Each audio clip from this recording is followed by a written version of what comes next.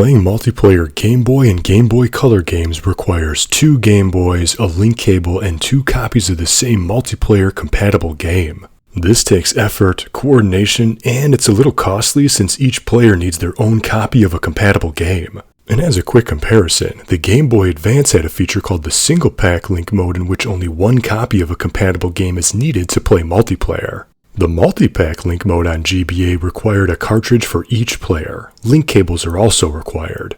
And if you wanted to learn more about the GBA single-pack link mode, I covered every single game that supports this overlooked multiplayer feature on my channel. The link will be in the description. However, the Super Game Boy, a device that plays Game Boy games on a TV through a Super Nintendo, was a nifty piece of hardware loaded with features. One of those cool features, when put in the hands of the right developer, is that it allowed for multiplayer gaming through the Super Nintendo by only needing 1 cartridge, no link cable, and no extra Game Boy needed.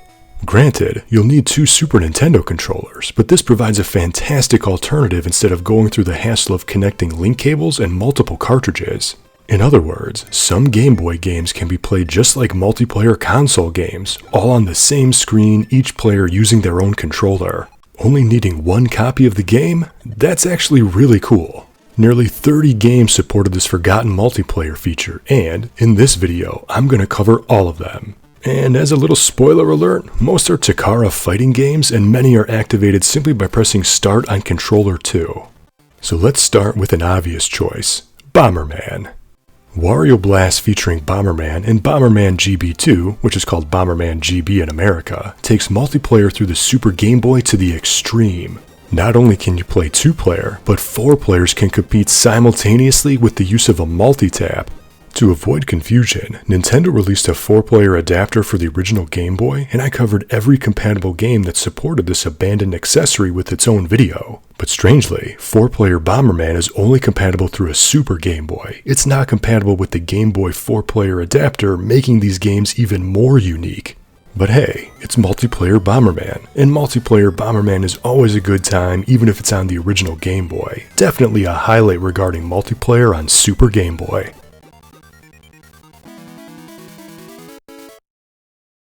The first Takara game on this list, Battle Arena Toshinden, lets 2 players face off using only 1 cartridge on Super Game Boy.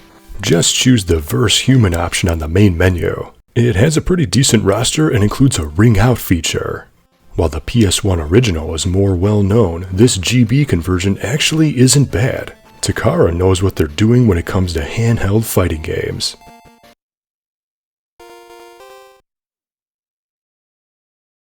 Of course the arcade and console ports are going to be better, but Killer Instinct on Game Boy does an admirable job for what it is. Sure, the sprites are a blurry mess, but the combo system is still in place even with the 2-button control scheme. Player 2 just needs to hit start when on the character select screen to compete in head-to-head matches, which is easier than linking 2 copies of the game.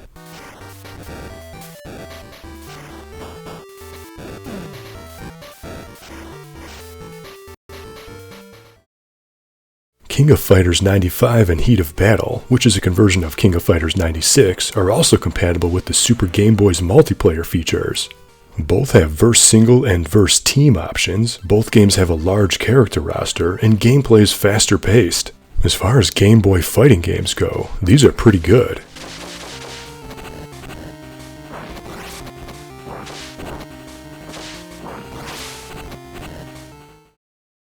The Game Boy version of Street Fighter II is a little strange because it's more than World Warrior, but not as robust as Turbo as the roster is missing fighters. But hey, now you can compete in head-to-head matches without using a link cable and a second copy of the game. If you didn't already own any of the Super Nintendo releases, and wanted to play a version of Street Fighter with a horrible frame rate. While it's easy to make fun of this heavily restricted version, it's cool that multiplayer is available using the Super Game Boy. Also, the Super Game Boy border changes to whatever stage you select on the fly, which is an impressive touch. Personally, I think Street Fighter II, as well known as it is, might actually be one of the worst fighting games on this list, believe it or not.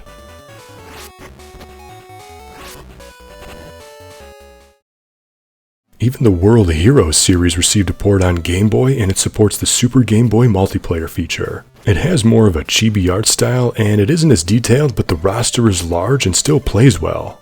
Again, Takara does good work.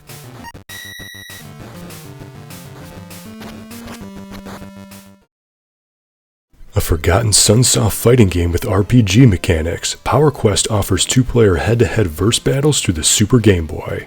Like many other games that support this cool feature, it doesn't mention it anywhere on the back of the box. Which is unfortunate because supporting multiplayer via the Super Game Boy is impressive. The roster is small with only 6 characters, but it plays well and puts a much stronger emphasis on the single-player mode.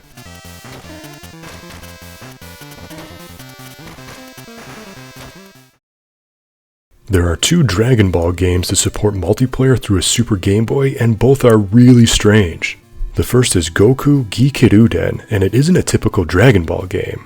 In fact, it isn't a typical game at all. Instead of fighting, it's almost like real-time Battleship, where you choose icons and then use them on a grid. It's super weird and I couldn't figure out what was happening because it's all in Japanese.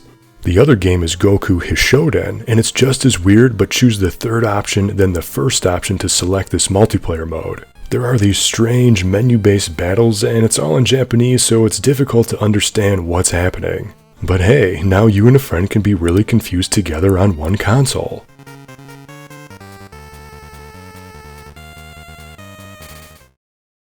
Another Takara release, only this time it isn't a fighting game. Jinsi Game is the Game of Life board game, and it's another Game Boy game to support the multi-tap just like the Bomberman games. One controller can also be shared hot seat style.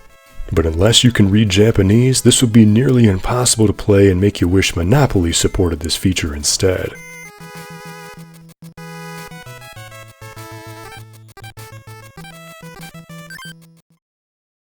Another Takara release, only this time it's Beast Against Beast.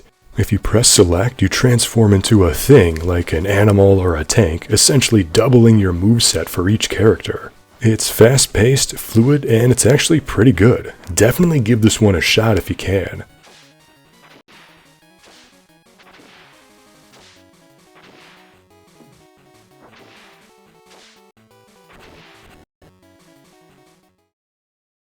A couple of Fatal Fury games by Takara. Multiplayer is supported through the Super Game Boy. Garo Densetsu 2 is an early game in the series and sports a more cutesy art style, but it still plays fine.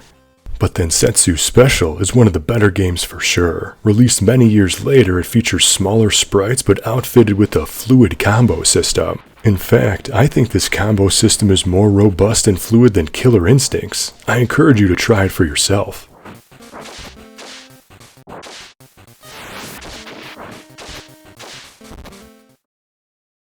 Even the Samurai Showdown games allow for multiplayer on the Super Game Boy. One button uses the weapon, the other kicks, and plays a lot better than you might expect. And as a quick FYI, the Neo Geo Pocket Color version of Samurai Showdown is available on Switch, complete with multiplayer on the same console, which emulates using a link cable, and it's pretty awesome.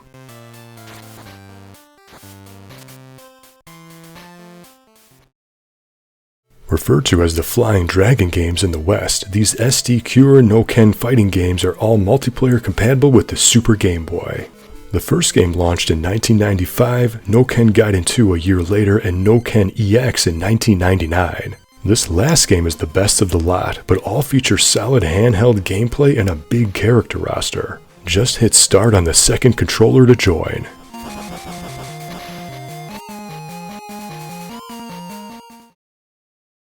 Known as the Super Ninja Boy games in the States, Super Chinese Fighter GB is a typical one-on-one fighter, which is one of the lower quality games on this list.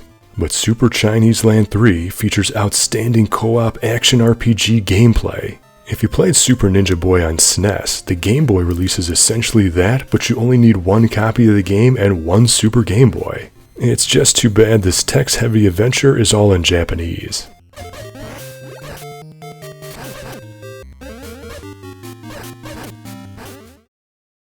When Kunio isn't punching his way through River City, he sometimes likes to compete in a game of volleyball. This forgotten Japan-exclusive title allows 2 simultaneous players to compete in 2v2 matches when using a Super Game Boy.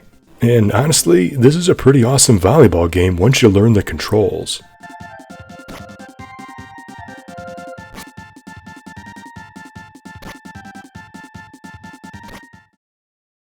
Closing it out with some puzzle games, Puzzle Nitama Rantaro GB is basically Match 3 Puyo Puyo only with hard to read symbols on squares instead of blobs.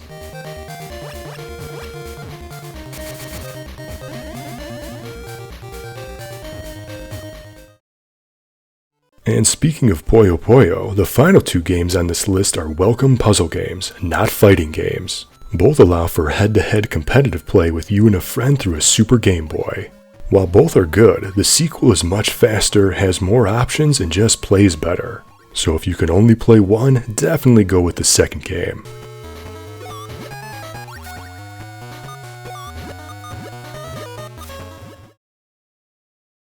There were over 1,000 games released for Game Boy, but only these couple dozen were specifically programmed to take advantage of the Super Game Boy's multiplayer feature. And even though this list was dominated by fighting games, if there was one genre to take advantage of this, fighting games probably makes the most sense. Personally, I think it would have been cool if a Tetris game had this multiplayer feature, or perhaps some more sports titles. Tennis, Blades of Steel, or Tecmo Bowl would have been prime examples even though they were released before the Super Game Boy was invented, but let me know your thoughts in the comments. Did you ever take advantage of this underappreciated Super Game Boy multiplayer feature? What games do you wish had this multiplayer mode? And do you find it disappointing that no Mortal Kombat games supported this feature? And if you wanted to learn about all the Game Boy games that made use of the 4-player adapter, or to learn about every Game Boy Advance Single-Pak linkable game, see the links to those playlists in the description. Until next time, thank you for watching, and game on!